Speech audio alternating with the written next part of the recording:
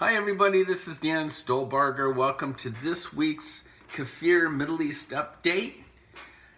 It's the week of Yom Kippur. It is October 11th. Things are pretty quiet in Israel, but not in the Middle East. Let's take a look at what's taken place. You know, we've got this situation with the Turkey invading northern Syria. And for my musings this week, I talk a little bit about what in the world is going on. And I think we're truly seeing the formation of the coalition of Magog and Gog. Again, if we close our eyes, we see Israel surrounded. We're going to hear in this report that U.S. is making the statement that we're not really that concerned with the Middle East anymore. Let them take care of it. I think that's the downside of the Trump's America First campaign. But our allies, the Kurds, are currently right now being invaded by the Turks. And I think it should cause us great concern. I know it's causing Israel great concern. So let's take a look at what else is going on in the Middle East. As I said, there is news that just recently has come out as of last night or yesterday that in a German synagogue, a shooter killed 2 people on Yom Kippur. We'll talk a little bit more about the rise of anti-Semitism at the end of this. But again, it's spinning out of control, folks.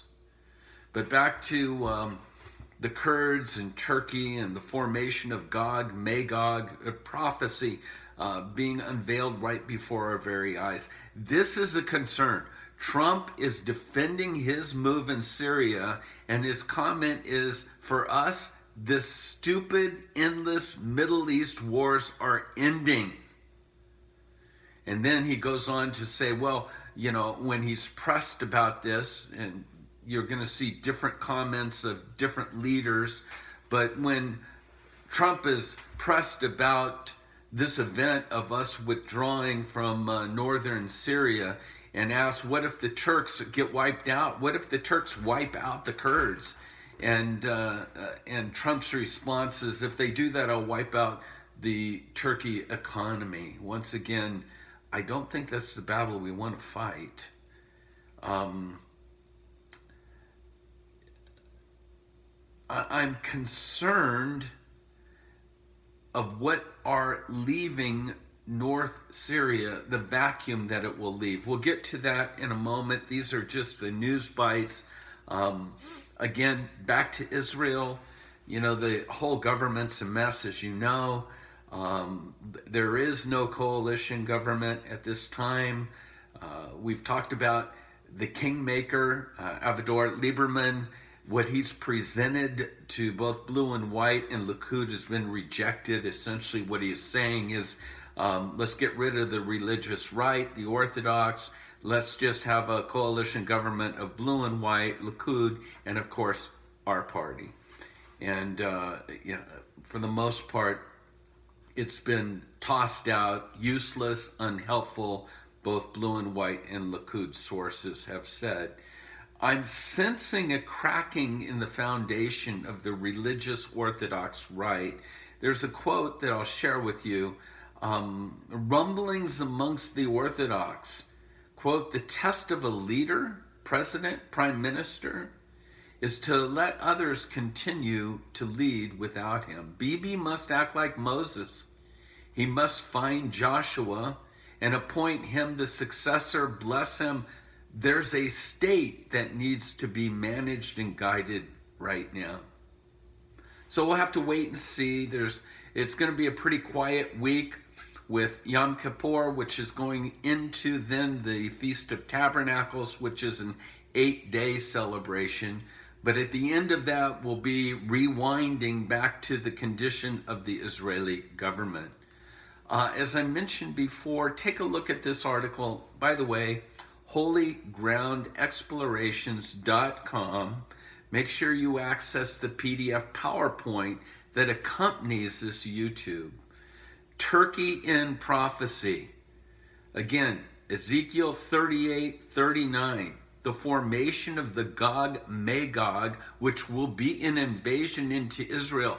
I think we're seeing the primary players right now coming together. That being Persia, Iran, and Russia, and now Turkey. Turkey is the descendants of Gomer, and in modern day Turkey today, it's a nation that's listed by Ezekiel as being a part of this Magog-God alliance. As we speak, Turkish tanks are grinding across the border into Syria with the intent to crush Kurdish forces. Now, as we look through political lenses, what do we see when we look at Turkey? A murky image of a finicky ally of the U.S., but when we look through the eyes of prophecy, we see Turkey's role in the end times, in the Gog and Magog pre-Messiah wars that are going to come into clear focus. Again, as we move on to this next article, listen to these words of Trump. The Kurds fought with us, but they were paid massive amounts of money and equipment to do so. They've been fighting Turkey for decades. I held off of this fight for almost 3 years, but it's time for the U.S., it's time for us to get out of these ridiculous, endless wars. Many of them are tribal. It's time to bring our soldiers home. Then he goes on to say, Turkey, Europe, Syria, Iran, Iraq, Russia, and the Kurds will now have to figure this situation out. And what most people don't realize is where this is happening is the border between Turkey and northern Syria. And what the Turks want to do is to create a 20-mile safe barrier that they can repopulate with the 2 million refugees from Syria that have poured into Turkey. The problem is that area also hosts prison camps, I guess you would say, of the most vilest of the ISIS membership or whatever. And so if the Kurds, who are policing all that, if they respond and retreat, these ISIS members will assimilate into that area. And again, the concern is that they will reestablish, because of how unstable this is going to be and because of the vacuum that it will create, they will reestablish ISIS as the dominant force of that area. And again, Lindsey Graham, Nikki Haley, their comments are basically, these are staunch allies of President Trump. And Lindsey Graham's quote is that the most probable outcome of this impulsive decision is to ensure Iran's domination of Syria.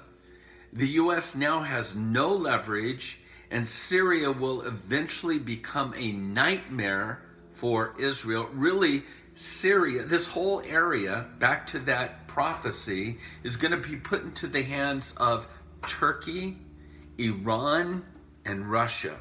This is the Gog and Magog coalition.